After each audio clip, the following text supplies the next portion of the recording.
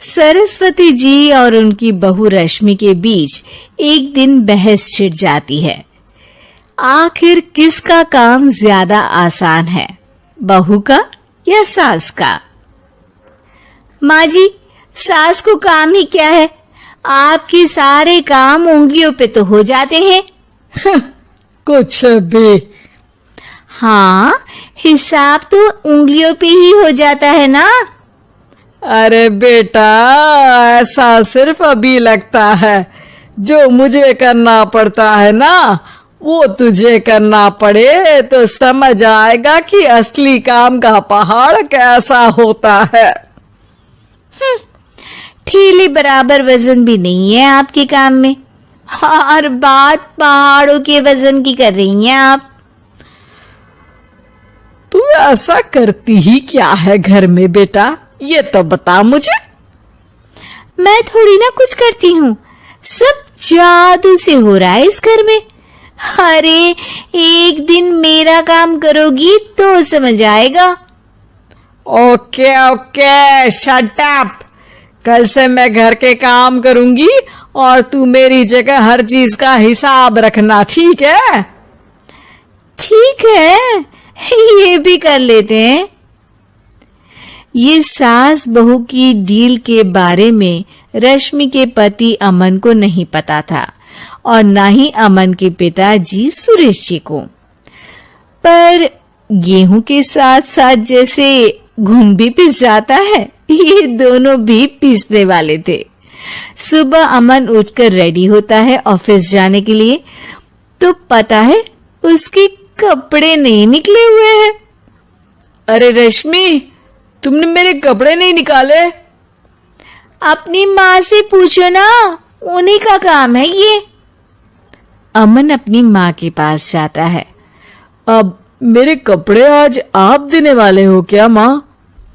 हाँ, देना तो मुझे ही चाहिए, पर तेरी बहू ने कपड़े धोने ही नहीं डाले, तो कोई भी धुला हुआ कपड़ा नहीं है बेटा।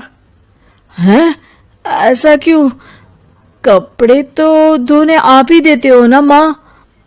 अरे बहू ने तुझे बताया नहीं, अब हम अदल बदल गए हैं, मैं अब बहू और तेरी बीवी सास। अमन परेशान हो गया। वो बिना इस्त्री के कपड़े पहनकर ऑफिस चला गया। सरस्वती जी अपने घुटने के दर्द के कारण झुककर घर साफ नहीं कर पा रही थी और ना ही खाना बनाना याद रख पाई। उधर रश्मि पहले ही दिन घर की चाबी घुमा चुकी थी और 300 रुपए का हिसाब अलग नहीं मिल रहा था, पर दोनों का ही घमंड कैलाश पर्वत से भी बड़ा था और दोनों ही खेमे एक दूसरे की बात मानने को बिल्कुल तैयार नहीं थे। शाम को जब सुरेश जी और अमन खाना खाने बैठते हैं, तो सरस्वती जी उनके सामने गाजर और पपीते लाकर रख देती हैं। अरे माँ, ये क्या है? ख्याली पुलाव के साथ सलाद। माँ जी खाना बनाना भूल गई लगता है। अरे एक एक चमन्नी का हिसाब है मेरे पास, खाना बनाना कैसे भूल जाऊंगी?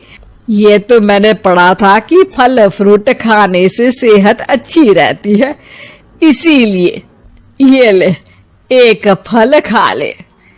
रात को सुरेश जी और अमन अपनी मीटिंग बिठाते हैं अकेले में। बाबूजी, इनकी लड़ाई के कारण ना हमें ठीक से खाना मिल रहा है, उल्टा घर के सारे काम रुक गए हैं।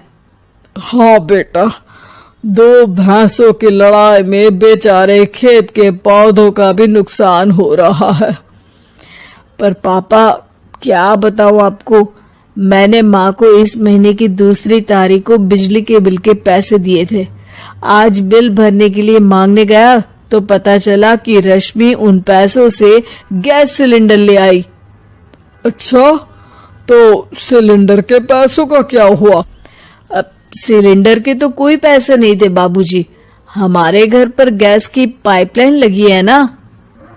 बेटा, इन दोनों का कुछ करना पड़ेगा, नहीं तो अपने घमंड के चक्कर में पूरा घर बर्बाद कर डालेंगी ये दोनों।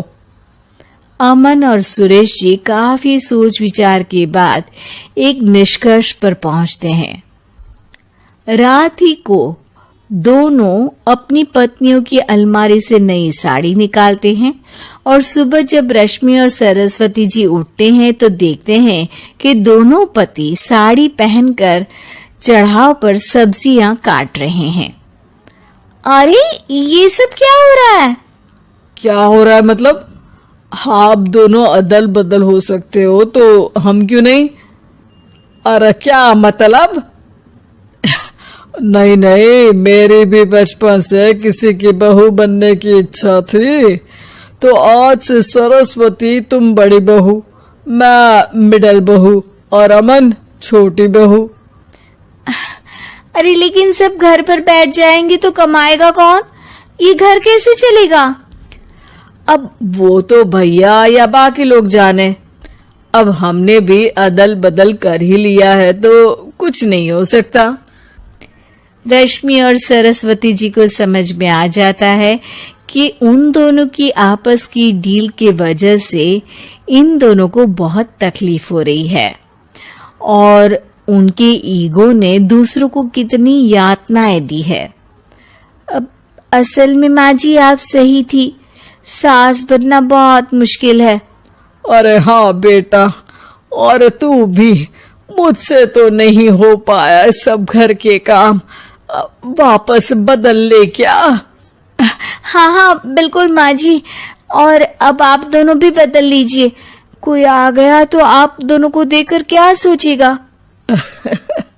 अच्छा है, आप दोनों के समझ में ये बात तो आई, मैं फटाक से कपड़े बदल लेता हूँ। अरे रुक जा बेटा, एक फोटो ले लेती हूँ तेरी, मेरी बेटी होती तो तेरे जैसी ही दिखती साड़ी में। और मेरा फोटो नहीं लोगी?